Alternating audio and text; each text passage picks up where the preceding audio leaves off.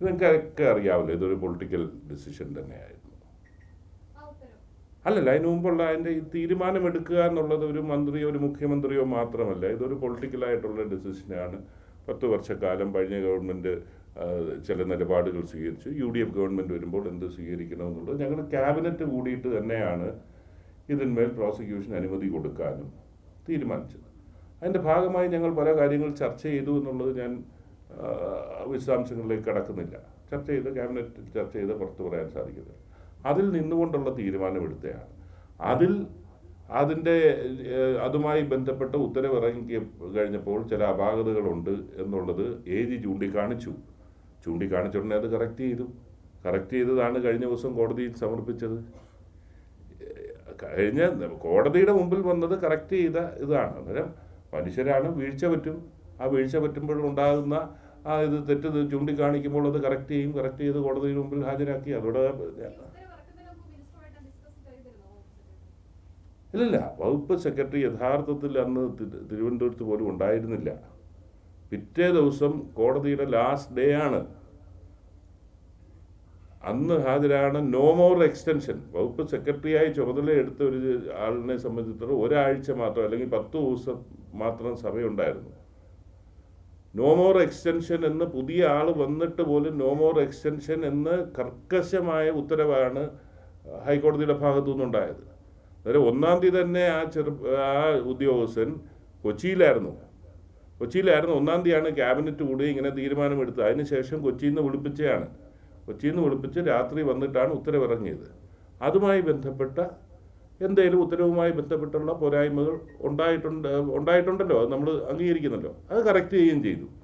പക്ഷെ അതിൻ്റെ കൂടുതൽ ചർച്ച ഇപ്പം പോകുന്നില്ല. പക്ഷേ അത് കറക്റ്റ് ചെയ്തതിന് ശേഷം എന്താണ് എൻ്റെ വിഷയം എന്നുള്ളത് എനിക്കറിയാൻ വയ്യ.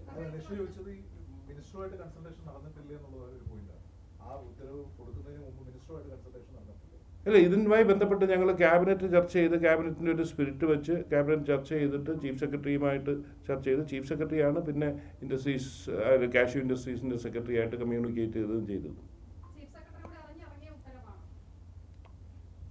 സ്വാഭാവികമായിട്ട് ഇത് ക്യാബിനറ്റ് ചർച്ച ചെയ്തപ്പോൾ ചീഫ് സെക്രട്ടറി മാത്രമല്ല ഉള്ളൂ, അവിടെ മറ്റുദ്യോഗസ്ഥരില്ലല്ലോ.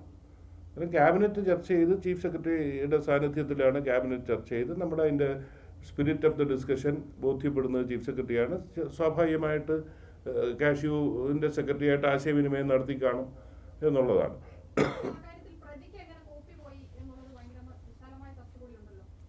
നമുക്ക് അന്വേഷിക്കാവുന്ന അത് എന്നെ സംബന്ധിച്ചിടത്തോളം എനിക്ക് മറുപടി പറയാൻ സാധിക്കില്ല.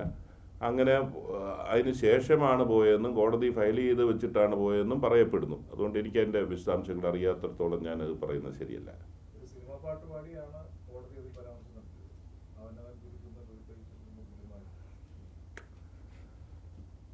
ഞാൻ പറഞ്ഞല്ലോ, അത് ഇപ്പോൾ ഈ ദിവസം അത് ചർച്ച ചെയ്യുന്നില്ല. നമുക്ക് ചർച്ച ചെയ്യേണ്ട കുറേ കാര്യങ്ങൾ അതിലുണ്ട്.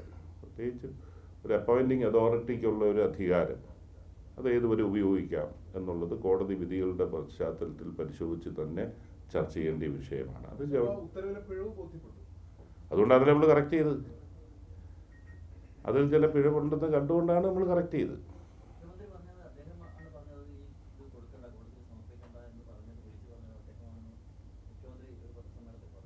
ശരി, എന്താ കുഴപ്പം? ഓക്കെ. അല്ല, ഇത് ശ്രദ്ധയിൽ വന്നത്, അതിങ്ങനെ ഒരു പിഴവുണ്ടെന്ന് ശ്രദ്ധയിൽ വന്നത് AGയുടെ ഇടപെടലിന് AGക്ക് അയച്ചു കൊടുത്തപ്പോഴാണല്ലോ. അന്നേരമാണ് മുഖ്യമന്ത്രി അത് കൊടുക്കണ്ടെന്ന് പറഞ്ഞത്. അത് തന്നെ കൊടുക്കാൻ പറഞ്ഞ്, അല്ലെങ്കിൽ AG ഒബ്ജക്റ്റ് അത് തന്നെ കൊടുക്കണമെന്നല്ലല്ലോ പറഞ്ഞത്. അത് ശ്രദ്ധയിൽ വന്നപ്പോൾ അത് കൊടുക്കണ്ടെന്ന് പറഞ്ഞു.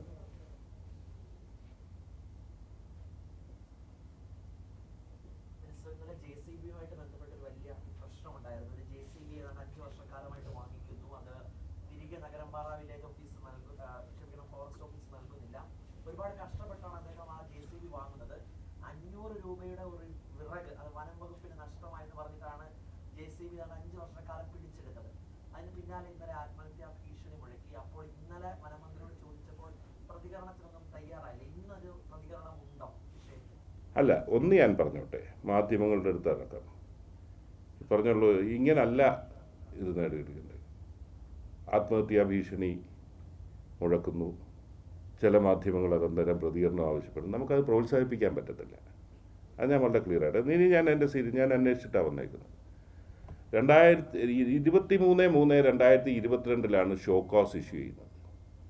ഷോക്കോസ് ഇഷ്യൂ ചെയ്യാൻ കാരണം ഫോറസ്റ്റ് ഡിപ്പാർട്ട്മെൻറ്റ് സുവമോട്ടോ കേസ് എടുത്തതല്ല. ഈ മണ്ണ് നീക്കം ചെയ്തിട്ട് JCB വെച്ച് മണ്ണ് നീക്കം ചെയ്തിട്ട് അടുത്ത ഒരു പറമ്പിലേക്ക് ഇടുകയും ആ പറമ്പിൻ്റെ ഉടമയാണ് ആദ്യം കേസുമായി വരുന്നത്.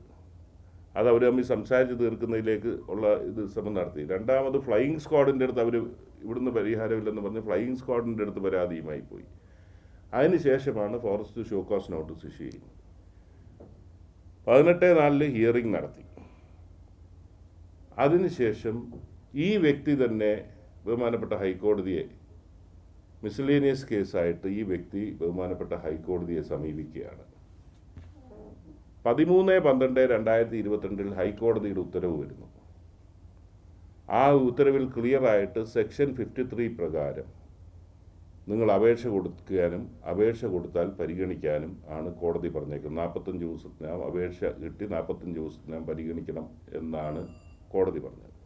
ആ സെക്ഷൻ ഇലാബറേറ്റായിട്ട് ആ വിധിയിൽ പറയുന്നുണ്ട്. നിങ്ങൾക്ക് നിയമപ്രകാരം സെക്ഷൻ 53 പ്രകാരം എന്ന് പറഞ്ഞാൽ അതിനുള്ള വാല്യുവേഷൻ എടുത്തിട്ട് അത് കെട്ടിവെച്ചാൽ പുള്ളി ഇത് ആവശ്യപ്പെട്ടത് കിടന്ന് നശിച്ചു പോകും. അന്നേരമാണ് കോടതി പറഞ്ഞത് നിങ്ങൾ സെക്ഷൻ 53 പ്രകാരം അതിൻ്റെ വാല്യുവേഷൻ എടുത്ത് അത് ആ തുക അതിൻ്റെ ബാങ്ക് ഗ്യാരണ്ടി കൊടുത്തിട്ട് നിങ്ങൾ എടുത്തുകൊണ്ട് പോയിക്കോ, അത് പരിഗണിക്കണമെന്നാണ് പറഞ്ഞത്. അങ്ങനെ പുള്ളി 22/12/2022 ആപ്ലിക്കേഷൻ ഫയൽ ചെയ്തു. 45 ദിവസത്തിനകം 1/2/2023 അതിൻ്റെ മെക്കാനിക്കൽ എൻജിനീയറിംഗ് ബാക്കി എല്ലാ ഡിപ്പാർട്ട്മെൻറ്റും കൂടെ ചേർന്ന് ആ നിയമം എന്ത് പറയുന്നു അതനുസരിച്ചുള്ള വാല്യുവേഷൻ എടുത്ത് അതിനുള്ള 1/2/2023 അതിനുള്ള ഓർഡർ ചെയ്തു കോടതി വിധി പ്രകാരം. 3.5 വർഷം അനങ്ങാത്ത ആൾ ഇപ്പോൾ ഇന്നലെ വന്ന് ആത്മഹത്യാ ഭീഷണി മുഴക്കി ചെയ്യുന്ന എന്താണെന്ന് എനിക്ക് മനസ്സിലാകുന്നില്ല.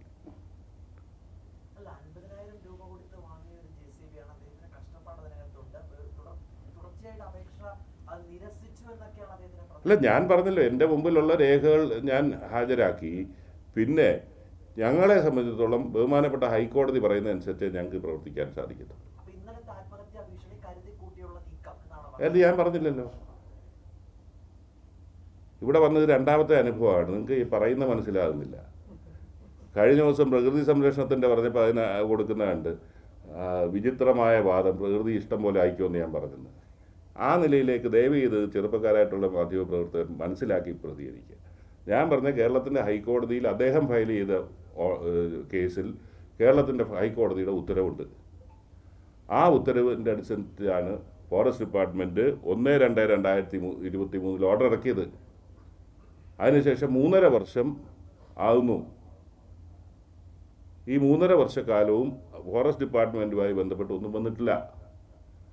എന്നാൽ ഞങ്ങൾക്ക് ഹൈക്കോടതി പറയുന്ന എല്ലാം ചെയ്യാനൊക്കെ. എന്നിട്ട് തന്നെ ഇന്നലെ അവിടെ സംസാരിച്ച് 14-ാം തീയതി അവിടെ ഒരു യോഗം വെച്ചിട്ടുണ്ട്. ഏതെങ്കിലും മാർഗമുണ്ടോ? ഞാൻ കാരണം ഇത് മാത്രമല്ല, ഫോറസ്റ്റ് ഡിപ്പാർട്ട്മെൻറ്റ് OR